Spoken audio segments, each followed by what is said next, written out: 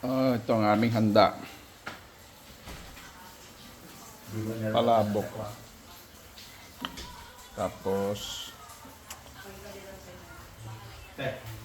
dumpling. Ay, dumpling. Ito.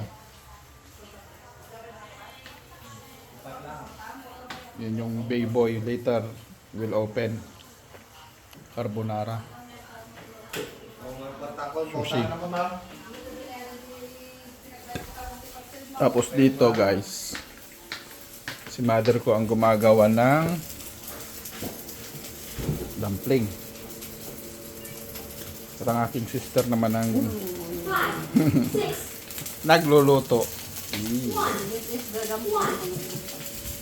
Si mother ko ang gumagawa.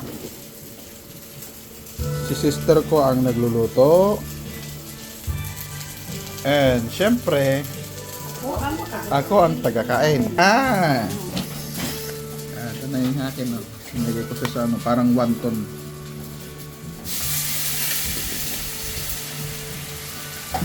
Sarap.